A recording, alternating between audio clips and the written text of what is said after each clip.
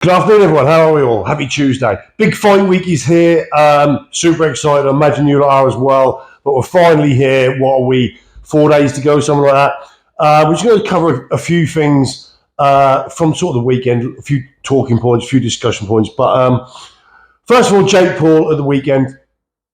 He's at his ninth fight now, so he's a nine-fight novice, or call him a prospect. We call him a prospect. I don't know. First of all, there's been a lot of sort of outrage at the level of the opponent, all right? But listen, I've been in and around boxing and watching boxing for 35 years. That's not the worst I've seen. I've seen worse than that. I've seen worse opponents for up-and-coming prospects to feed on. And I've probably seen worse people given as opponents involuntary title defences as an opponent. So, I don't really go too much on that. The outrage over it's nothing I haven't seen before. As for Jake Paul, blatantly living the life, isn't he? He's doing all right. He doesn't look bad for a 9-fight kind of novice, does he? But the thing from that show that outraged me and made me laugh more than anything, and I found more just shocking, if I'm honest. And DAZN, this is not the first time DAZN and their commentary has been, a point of discussion, but their commentary on the fight and their description of what you were watching was absolutely laughable. I made a post on my community feed, but if you shut your eyes and you took out the name whenever they mentioned the name of what they were describing, you could have thought they were talking about Floyd or Bud or any of the greats, because the superlatives thrown at that performance. And one of the most laughable bits was with the finish where he had the guy on the ropes and he was wailing away and swinging away, and a lot of it was missing. Some of it was landing, but a lot of it was missing. They described what superb control he showed and how super he was in setting up his shots. Now, if you can put punches together on a heavy bag and wail away, you're not setting anything up and you're not showing immense control either. But if you watch that, you know what I'm talking about. But absolutely outrageous. I mean, shockingly. I mean, laughably so. But moving on, Dillion Whyte. Now, I made a comment on Dillion Whyte earlier in the week, and I'm well aware of Dillion Whyte's previous, of which he's got. But one thing I'll add to this. It's seemingly come out, and this has been proved. I'm assuming this is what you're led to believe. This has been proved that it's been proved to a supplement. Now, I'm not saying Dillion Whyte's guilty. I'm not saying he's innocent, because he's got previous. All right, so think what you want to think. But one thing I will tell you is this: that supplements is a big business, and getting the edge in supplements is a big business, especially when it comes to pre-workouts and test boosters.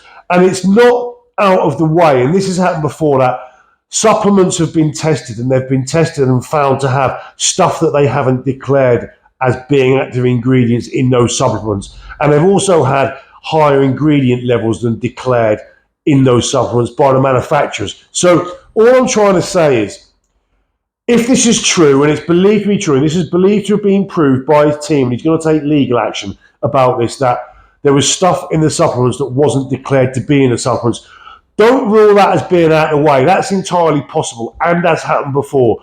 So that's what I'm going to say. Like, the excuse that has been put forward, and apparently this has been proven. Don't throw that out of the way. That is totally possible, and it's happened before. So that's all I'm going to say on that. So Dillion Whyte, Fury's out there, jury's out there. One other thing, I don't know if any of you have watched yet the Battle of the Baddest documentary on Netflix. If you haven't, I strongly advise you watch it, because it's been shot in a wonderfully cinematic way. It's a joy for the eye. And if you're a boxing fan, I'm sure you'll enjoy it. Yes, there's been some artistic license taken on behalf of sort of the descriptions of Tyson Fury in it. But in terms of just a sort of an hour and a bit, whatever it is, enjoyment, if you're a boxing fan, and from a visual, they've used some really wonderful high frame rate, frame per second slow-mos in it of the action, especially of the knockdown when it comes to the fight. Just a joy to watch. And these are some of the names who are involved, and these are not just archive footage. These are names that have sat down and actually been interviewed for this documentary. So I'm going to go through some of the names, right? But one of them stood out to me, right? But so Starting with, these are actually taking part in the documentary, actually sitting down to camera for this piece. So you've got, these are just a few. Mike Tyson, Tyson Fury, Roy Jones, Manny Pacquiao, Spencer Brown, Frank Warren, Dewey Cooper, Bob Arum, Teddy Atlas. I don't always agree with what Teddy Atlas says, but he's a boxing philosopher, isn't he? When you listen to his analogies and philosophies, they are great. So Teddy Atlas, you got Big John Fury, Dev Sadi, Israel Adesanya, to name but a few.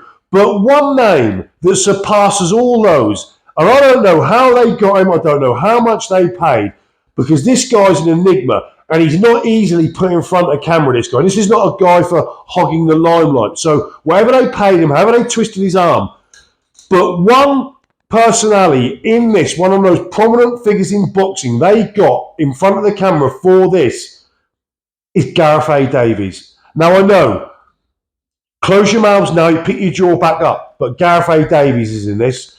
Like I say, how they got him, I don't know, but he's there.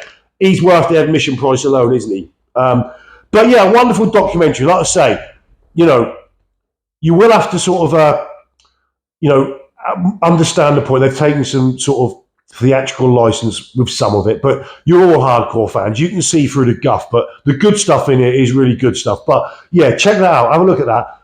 Just a really wonderfully shot cinematic sort of version of that fight and the build-up to that fight. They cover in that, if you remember when we got the photos pre that night, you had all the stars there, didn't you? There was that one photo with all full of legends.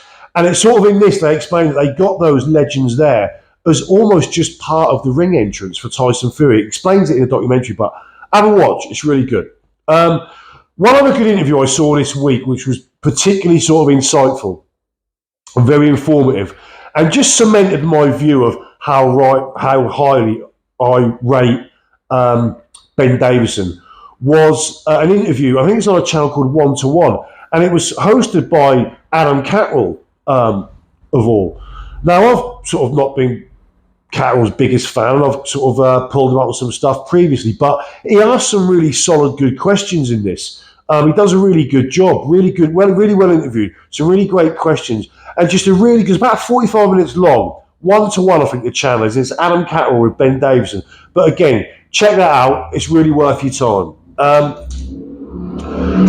One other thing this week, when we had the fighter arrivals yesterday, but also on DAZN, you had before there was fighter arrivals, you have the arrivals where they come in and they do the shirtless photos, and it's for the little bits of VT when introducing the fighters on TV, you know what I mean? But you got to see the fighters with their shirts off and what sort of condition they were in. Firstly, Joseph Parker looked in superb condition. He looked quite big and quite thick, but he still had some definition and some shape there. But he looked in really good shape. And Francis Ngannou, now this goes back to the video I made earlier in the week about Francis Ngannou coming in lighter. Francis Ngannou has got a crazy physique. He's huge, but he has a term in the bodybuilding world called fluffy. And it means when you're big and when you're jacked, but you're looking a bit watery or a little bit body fatty. Do you know what I mean? They call it fluffy.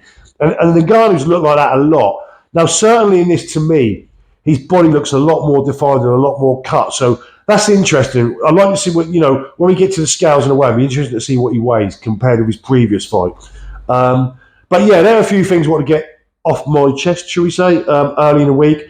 Get them out of the way. We'll move on today. I'm going to do one, if not two, of my main headline predictions. Either the Joshua Ngannou fight or the Zhang Parker fight. But got that stuff out of the way. I'll see you soon. I'm out.